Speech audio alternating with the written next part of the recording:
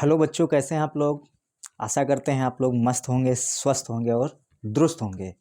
आज की क्लास में हम आपके लिए बहुत खास चीज़ लेकर आए हैं। यूपी बोर्ड के तहत हाई स्कूल की मैथ, इसमें हमने एक बहुत खास ही चैप्टर लिया हो। चैप्टर नहीं है, हम ऑब्जेक्टिव वाले क्वेश्चन जो पूछे जाते हैं आपके 20 नंबर में, उस पर हम चर्चा करने वाले हैं। उसमें किस तरीके के क्वेश्चन आते हैं वो हम आपको बताने वाले हैं। तो ये वीडियो आज बहुत ही खास होने वाली है, बहुत ही अच्छी बनने वाली है, आपके लिए फ़ायदेमंद भी होगी ये वीडियो। ठीक, तो यहाँ पे हम 10 ही क्वेश्चन लिए हैं आज। इस वीडियो में 10 ही क्वेश्चन लेंगे, अगले नेक्स्ट वीडियो में 10 क्वेश्चन लेंगे। तो यहाँ पे हम बात करेंगे ऑब्जेक्टिव, जो बहुविकल्पीय पे प्रश्न आते हैं। आपका पेपर की डेट आ गई है, 22 फरवरी से है पेपर होना है। तो आप उसमें कैसे आपको करना है कि जैसे कि 30 नंबर का आपका प्रैक्टिकल हो गया, 20 नंबर का ऑब्जेक्टिव क्वेश्चन हो गया, आपका 50 नंबर का वो बचा है। तो ऑब्जेक्टिव क्वेश्चन में तो आप लिख नहीं सकते कुछ, उसमें टिक ही लगा सकते हैं। गोला भरना है ना वो मार्कशीट पे, उस पर टिक लगा सकते हैं। तो उसमें आपको सही सही एकदम टिक लगाना है। तो आप कैसे करेंगे, तो ये चीज़ मतलब उन प्रश्नों को लिया गया है, इंपॉर्टेंट प्रश्न है, समझ लो ये मॉडल पेपर ही है। क्या है? मॉडल पेपर ही है, जो यूपी बोर्ड के तहत बहुत ही इंपॉर्टेंट होने वाला है। तो यहाँ पे हम देरी ना करते हुए हम स्टार्ट करने जा रहे हैं। स्टार्टिंग करने से पहले हम आपको बता दें कि मेरा नाम सत्यप्रकाश है। मेरा नाम क्या है? सत्यप्रकाश है। मेरे चैनल का नाम स्टडी विद सत्यप्रकाश सर है। अगर आप हमारे चैनल पे नए हैं तो प्लीज़ चैनल को सब्सक्राइब अवश्य कर दीजिएगा, ताकि हमारी वीडियो अब तक पहुंच जाए, और लाइक भी करिएगा, कमेंट भी करिएगा।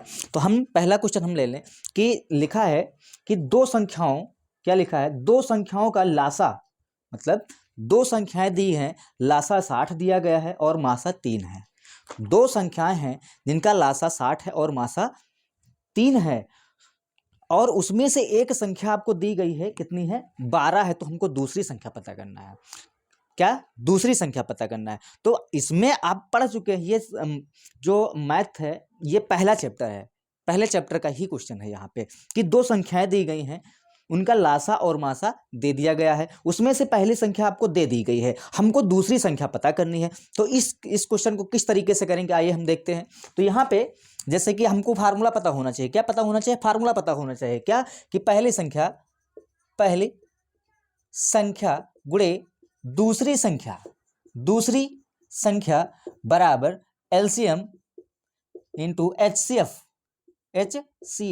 ये हमको इतना पता होना चाहिए, बस आपका क्वेश्चन हो गया। तो यहाँ पे पहली संख्या कितनी है? 3 दी गई है। दूसरी संख्या हमको पता करना है, दूसरी संख्या हमको ये पता करना है। लासा है 60, मासा है 3, तो ये वाला 3 इसके नीचे जाएगा, तो दूसरी संख्या आ गई। दूसरी संख्या कितनी आ गई? 60 नहीं, पहली संख्या क्या है? 12। कितनी है? 12 है। ये कितनी है? 12 है। तो 3 गुणे में ये आ गया 12 नीचे, तो 3 चौका 12, 15 चौका 60। तो दूसरी संख्या आपकी क्या आ गई? 60 आ गई, नहीं 15 आ गई। क्या आ गई? 15 आ गई। तो यहाँ पे आपको ऑप्शन दिया है कि दूसरी संख्या क्या है। पहला ऑप्शन है 20 है, दूसरा है 15 है, तीसरा 180 है, और चौथा क्या है? 30 है। तो आपका ये दूसरा ऑप्शन सही होगा। कितना है? 15 है। कितना? इस तरीके से आपको ऑप्शन में टिक कर देना है। इससे आपको 1 नंबर पक्का हो गया। अब दूसरा क्वेश्चन क्या कह रहा है कि 3 के प्रथम 5 गुणजों का योग है। क्या है? 3 के, क्या कह रहा है? जो 3 है उसके प्रथम 5 गुणजों का योग बताना है। तो यहाँ पे इसमें ऑप्शन आपको दिया गया है। पहला है कि पहला ऑप्शन 45 है, दूसरा है 55 है, तीसरा है 65 है, पांचवा है, चौथा है 75 है। तो यहाँ पे ये वाला ऑप्शन है। तो यहाँ पे 3 के प्रथम 5 गुणज, तो 3 के प्रथम 5 गुणज आप निकाल लो। 3 गुणे 1, 3 1 3, 3 गुणे 2 6, 3 गुणे 3 9, 3 गुणे 4 12, 3 गुणे 5 15। इनको जोड़ लो। 12 15 25, नहीं 12 15 27, 27 3 30, 30 6 36, 36 9 45। कितना आया? 45 आ गया। तुम्हारा यही हमारा ऑप्शन सही है। कौन सा ऑप्शन सही इसमें? इसमें ऑप्शन सही है आपका पहला सही है। क्या है? पहला सही। इसमें ऑप्शन दिए थे 45 55 और 60 और 65 दिया था। तो हम यहाँ पे कौन सा ऑप्शन सही है?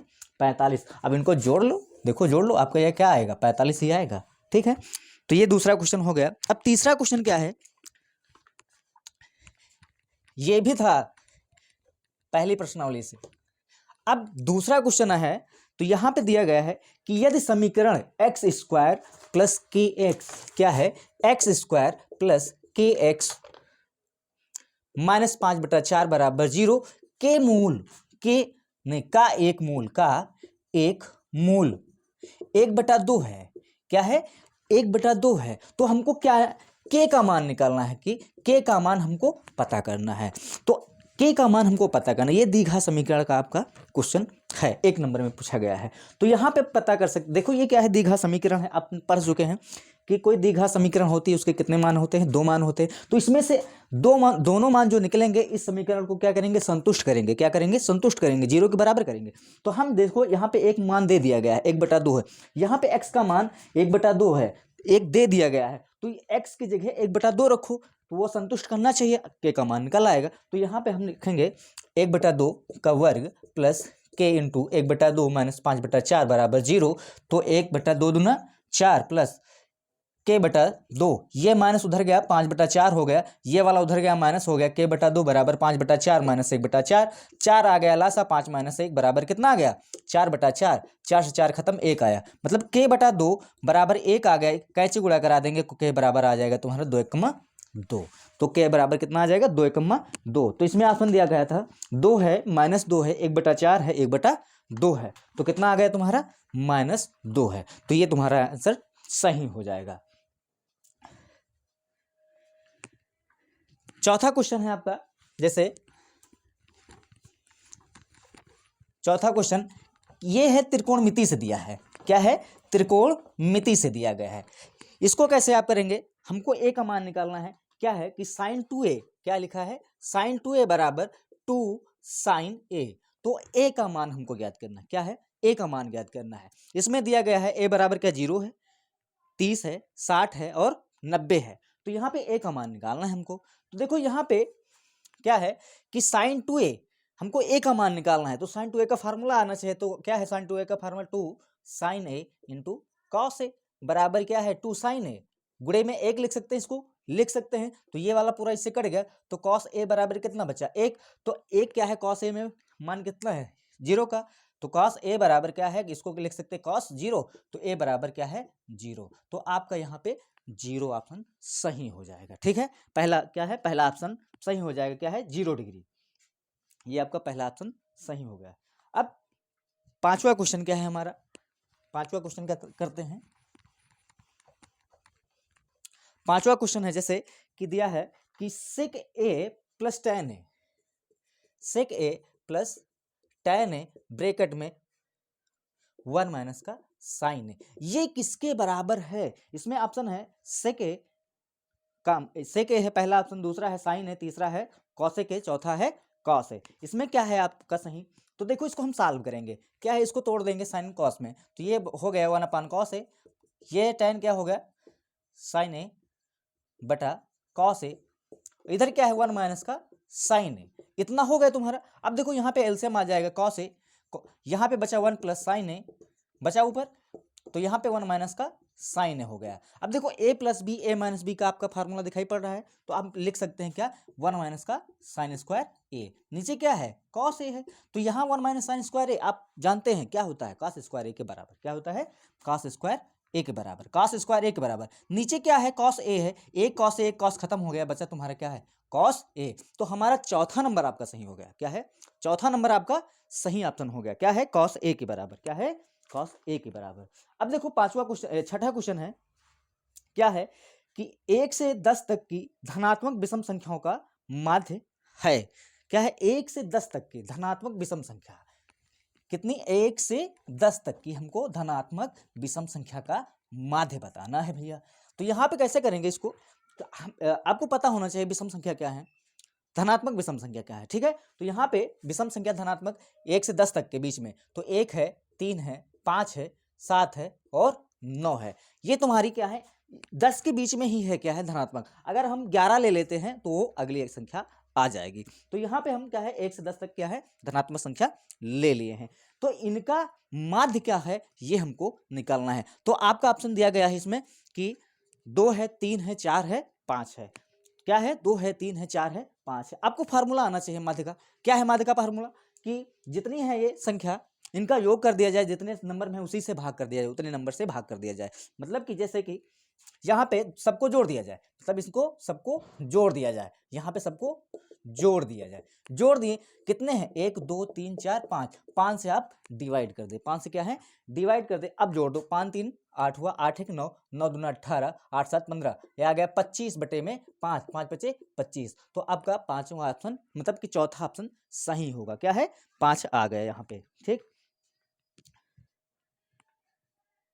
5 आ गया ना। अब देखो हमारा अगला क्वेश्चन क्या है, इसको मिटा दे, समझ में आया ना, मिटा दे हैं। तो यहाँ पे अगला क्वेश्चन है कि जैसे ये दिया गया है कि एक सुराही निम्नलिखित का संयोजन है, कि एक सुराही है, सुराही कैसे बनती है आपको पता होना चाहिए, ठीक है। तो ये क्या है, उसमें का है, किसका है, ये है वृत्त से संबंधित क्षेत्रफल के बाद वाला चैप्टर, क्या है, कुछ है ऐसे आयतनों वाला कुछ है मामला, उसी से है रिलेटेड। तो यहाँ पे है एक सुराही निम्नलिखित का संयोजन है, सुराही किस चीज से मिलकर के बना होता है। तो पहला ऑप्शन है एक गोला और एक बेलन, क्या है, एक गोला और एक बेलन। दूसरा ऑप्शन है आपका एक अर्धगोला और एक बेलन है। तीसरा है ऑप्शन दो अर्धगोले हैं। चौथा ऑप्शन क्या है, एक बेलन और एक शंख है। तो सुराही आपकी कैसे बनती है भाई, तो सुराही इस तरीके से बनती है कि नहीं बनती है, बनती है इस तरीके से, यहाँ पे बनती है। तो ये आपकी सुराही बन गई। तो यहाँ पे क्या कह दिया गया है, ये तुम्हारा क्या है, बेलन है, क्या है, बेलन है। ये क्या है, एक गोला है, क्या है, गोला, क्या है, गोला है। तो सुराही का संयोजन क्या है, एक बेलन और एक गोला। तो आपका ये पहला ऑप्शन सही हो जाता है, क्या है, एक गोला और एक बेलन। ये आपका पहला ऑप्शन सही हो जाएगा, क्या है, एक गोला और एक बेलन। ये आपका पहला ऑप्शन सही हो जाएगा। अब आपका कौन सा, हाँ, 8वां नंबर क्या है, 8वां नंबर क्वेश्चन है। तो 8वां नंबर क्वेश्चन है, 8वां नंबर कि जैसे दिया गया है, यदि त्रिज्या 8 सेंटीमीटर है, त्रिज्या क्या है, 8 सेंटीमीटर है, वाले एक वृत्त के, एक वृत्त है, कोई एक वृत्त है, ये क्या है, एक वृत्त है, इसकी त्रिज्या कितनी है, इसका केंद्र ये हो गया, त्रिज्या कितनी है, 8 सेंटीमीटर, 8 सेंटीमीटर, त्रिज्या हमने 8 सेंटीमीटर मान ली, ये त्रिज्या होगी, यही भी क्या है, त्रिज्या है 8 सेंटीमीटर, है ना। एक वृत्त के एक त्रिज्य खंड का कोण क्या है, 60 है, मतलब 60 नहीं, थीटा है, मतलब ये क्या मान लिया, थीटा है, क्या है, थीटा है। जो ये त्रिज्य खंड बना है, ये जो त्रिज्य खंड बना है, इसका क्षेत्रफल क्या होगा, इसका क्या है, क्षेत्रफल क्या होगा, हमने आपको बताया है, बहुत सारे वीडियो यहाँ पे पड़े हुए हैं, हमने इस पे क्वेश्चन भी कराए हैं कि त्रिज्य खंड का क्षेत्रफल आपको क्या होता है। तो त्रिज्य खंड का क्षेत्रफल, इसमें ऑप्शन दिया गया है, पहला ऑप्शन है पाई आर स्क्वायर थीटा बटा 360, दूसरा ऑप्शन है पाई आर स्क्वायर थीटा बटा 180, तीसरा है 2 पाई आर थीटा बटा 360, चौथा ऑप्शन है 2 पाई आर थीटा बटा 180 है। तो यहाँ पे आपको फार्मूला आना चाहिए, क्या है, पाई आर स्क्वायर थीटा बटे 360। यही ऑप्शन तुम्हारा पहला ऑप्शन क्या हो जाएगा, सही हो जाएगा, पहला ऑप्शन आपका सही हो गया। यहाँ पे 8 क्वेश्चन हमने बता दिए हैं जो पूरे पूरे से एकदम सही है। इसी तरीके से आपको बोर्ड परीक्षा में करना है, आपको समय नहीं गंवाना है, उसमें कुछ समय आपको गंवाना नहीं, आपको 3 घंटा मिलता है पेपर का। अगर 3 घंटे में अगर 20 ऑप्शन है, उसमें आपको करके लिखना है, आपको याद नहीं होगा कि हाँ ये वाला होगा, कोई याद करने वाला कोई चीज़ नहीं है, आपको ट्रिक आनी चाहिए, कैसे आपको हल करना है ये आपको पता होना चाहिए, ठीक है। नहीं फिर अगर याद करना होता तो याद करते, सारे विषयों में जैसे कुछ हिंदी में है ये सब याद कर लेते कि हाँ ये वाला होगा, लेकिन मैथ में क्या याद कर लेंगे भाई, मैथ का कोई चांस नहीं है याद करने का। तो मैथ जब तक आपको प्रैक्टिस नहीं होगी तब तक आप नहीं कर सकते हैं।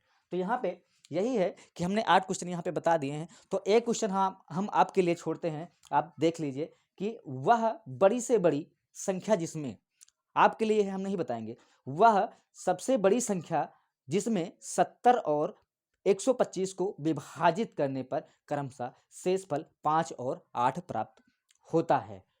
क्या है, शेषफल क्या है, 5 और 8 प्राप्त होता है। वह बड़ी से बड़ी संख्या 70 और 125 को विभाजित करने पर शेषफल क्रमशः 5 और 8 प्राप्त होता है। तो हमको संख्या क्या है, वो संख्या निकालना है। ऑप्शन है, पहला ऑप्शन है 13, दूसरा है 65 और तीसरा है 875 और चौथा है 1750। ये 4 ऑप्शन में कौन सा सही है, ये आपको हमको कमेंट करके बताना है, ठीक है। ये आपके लिए है, बस यहाँ पे हम आज इसको मिला करके 9 क्वेश्चन हो गए। अगले 9 क्वेश्चन अगले वीडियो में बता देंगे।